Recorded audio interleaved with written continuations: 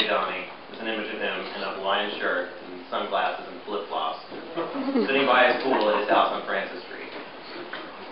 At some point, we both discovered that we could move to Savannah and open a rolled sandwich shop. I don't know where we'd be in it if that had happened, but maybe rolling burritos on Broad Street with Mike Brown as our landlord. I moved to Savannah a couple months after Mark and Donnie.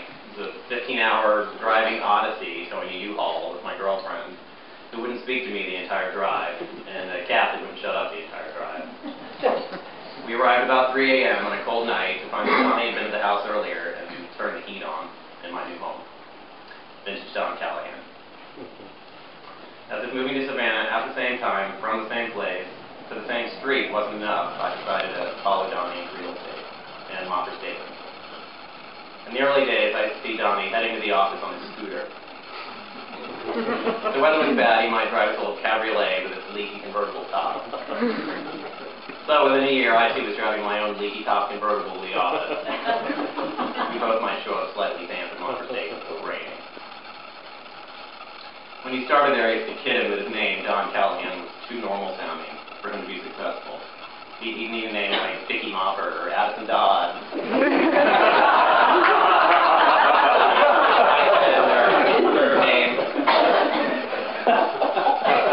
He wasn't concerned. He said he wasn't going to do anything with the license anyway. Maybe just see how the thing works and pick up a house or two to fix up. Certainly being the most reliable realtor on the East Coast was not on his radar screen back then.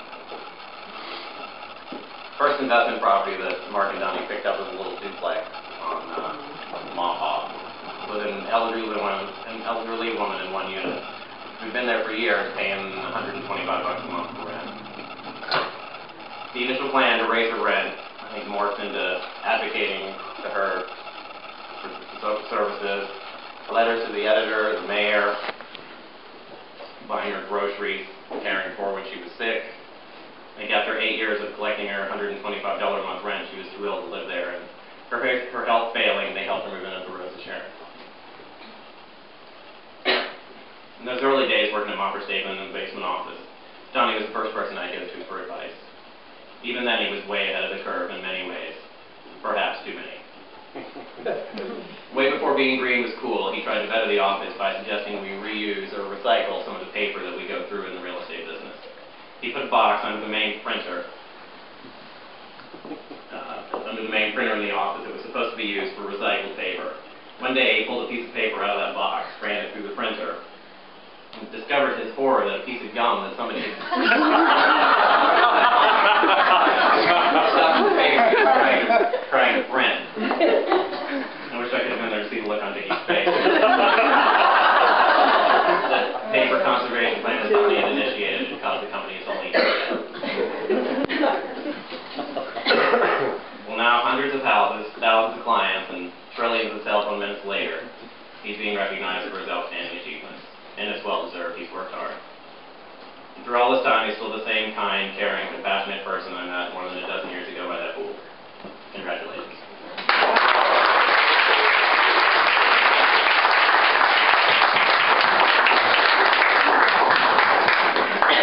I'm Sue Getty, and I have the honor of being Donnie's banker, and I can't see what I wrote on my glasses.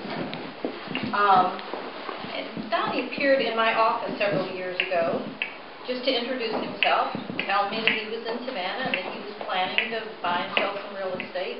I think my friend Brad sent him in. Thank you very much. And he said, I don't need anything today. I just want to introduce myself and let you know that down the road I'm going to be needing some business. And that was the beginning of a very nice relationship and a friendship, and I am very appreciative of being in it.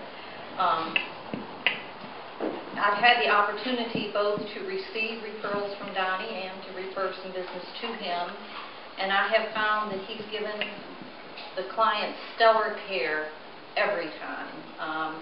Honesty, fairness, a lot of things that in the previous years weren't always available in the real estate business. I have commented often, and I don't want to step on the toes of any other realtors here because there are several of you here, but I have often referred to Donnie as the best realtor I knew. And I'm thought that before he won this award, so the award, in my opinion, is very well deserved. Donnie always has a positive attitude. He always has a smile. I've never heard him say an unkind word about anybody. He's just a nice guy, and I'm proud to know him. I fondly remember the first time I saw him really excited. He told me he had a contract on a house at Tybee on Jones Street.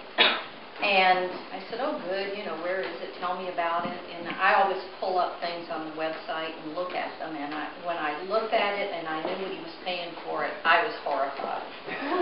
I thought to myself, oh, my goodness. But he's the expert. He wants it. We'll get it figured out. We'll do it. Well, as most of you know, that turned out to be a wonderful investment. He was at the front end of what happened with Tybee real estate. And he proved to his banker that he definitely knows a lot more about real estate than I do. The last thing I'd like to mention is Cuba.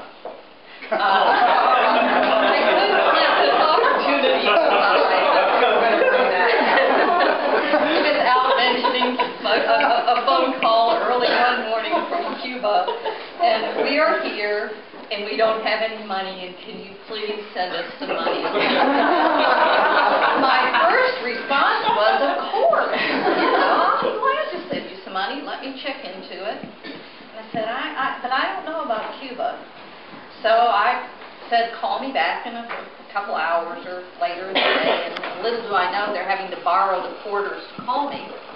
And I get to checking around, and I find out I can't send money to Cuba because Cuba doesn't recognize us and our money.